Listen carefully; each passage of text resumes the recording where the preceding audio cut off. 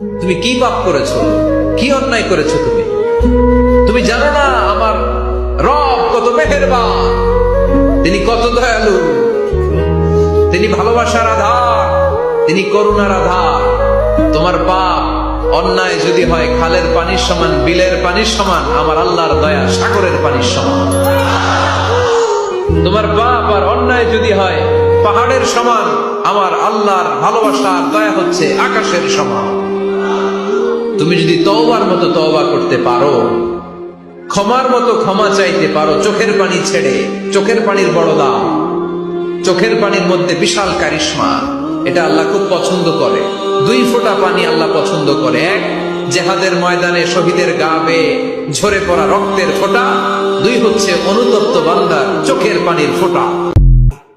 মালিক জিজ্ঞাসা করে প্রতিদিন, বান্দা কি কারণে আমাকে ছেড়ে দিলা? হ্যাঁ,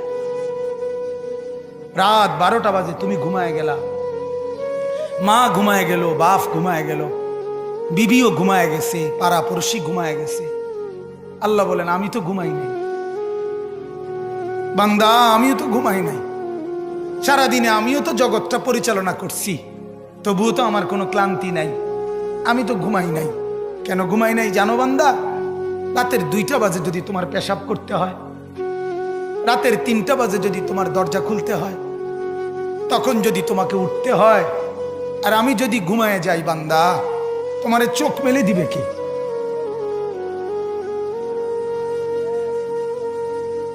এই বাপ, চোখ মেলে দিবে কি?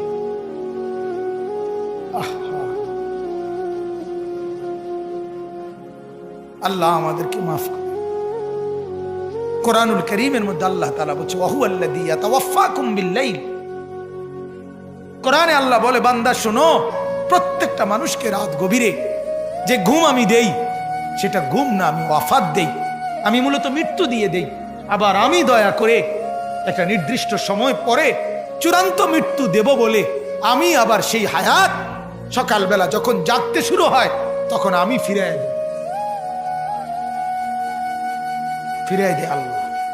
এমনও মানুষ আছে পৃথিবীতে, রাত্রিবেলা ঘুমাইছিল ভালো মানুষ, সকালবেলা আর জাগে নাই। আমার একজন দূরসম্পর্কীয় চাচা আছে, প্রফেসর ছিলেন, ভালো মানুষ ছিলেন, রাত্রিবেলা জলজ্জান্ত মানুষ ঘুমাইছে, সকালবেলা আর দরজা খুলে দেখছে ওই মানুষটা জীবিত ছিল না, মারা গেছে। হতে পারে না? হতে পারে কিনা বলেন না? তাইলে বছরের পর বছর, মাসের পর মাস, এই বাপ, বাহিরের কারো চিন্তা করে বাদ দেন। আপনারা যারা বসছেন, আপনাকে বলছি, আপনি কষ্ট করে বসছেন, রাতের 12টা বাজে, রাতের 12টা বাজে, এত কষ্ট করে বসছেন, বিনিময়ে একটু ভাবেন, একটু ভাবেন, অনুরোধ আমার, একটু ভাবেন। আজ মাঝে মাঝে মন চায় আল্লাহর বান্দা মুসলমানদেরকে বুকে জড়ায় ধরে কাঁদি যে বাপ কেন এত ভুল করছেন, আল্লাহকে কেন এত নারাজ করছেন? যার বিবি বেপর্দা, আপনি আল্লাহকে কত পরিমাণ নারাজ করাচ্ছেন। যার স্ত্রী, যার মেয়ে বেপর্দা, আপনি আল্লাহকে কি পরিমাণ নারাজ করছেন বলেন? এক কুকুর মরলে, লাশ ফেলে রাখলে যেই দুর্গন্ধ ছড়ায়, সেই দুর্গন্ধে অল্প কিছু মানুষের কষ্ট হয় কিছুক্ষণ, কিন্তু এক নারী বেপর্দা হাঁটলে যে যুবকগুলোর চরিত্র নষ্ট হয়, সেই নারী এক মরা লাশওয়ালা কুত্তার চাইতেও বেশি দুর্গন্ধ ছড়ায়। কুকুরের দুর্গন্ধ এত বেশি ছড়ায় না, বেপর্দা নারীর দুর্গন্ধ যে পরিমাণ ছড়ায়। সে তো শত শত যুবক তার চরিত্র শেষ করে দিছে। এই সিনেমার নায়িকা নর্তকীরা উলঙ্গ আর ছবি আর বিবস্ত্র ছবি আর নাচ গানের এই ফুর্তি দেখিয়ে এরা হাজারো যুবকের চরিত্র গঠন করে না নষ্ট করে? কথা বলেন না কেন? এজন্য আমার শায়েখ আল্লামা মুফতি মুশতাকুন নবী সাহেব বলে, হাজারো মানুষের জীবন নষ্ট করে যে, এজন্য তার জীবনে কখনো সুখ ধরা দেয় না।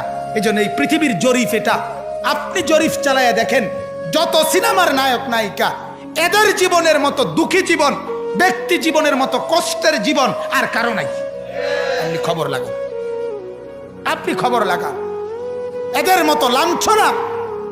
কারণ হাজারো যুবককে নষ্ট করছে এই হাসি দিয়া, অথচ এই হাসি তার মূলত আসল হাসি না। এই হাসি যদি ল্যাবে অথবা ডায়াগনস্টিক সেন্টারে পরীক্ষা করায়, প্রত্যেকটা হাসির মধ্যে ফরমালিন পাওয়া যাবে।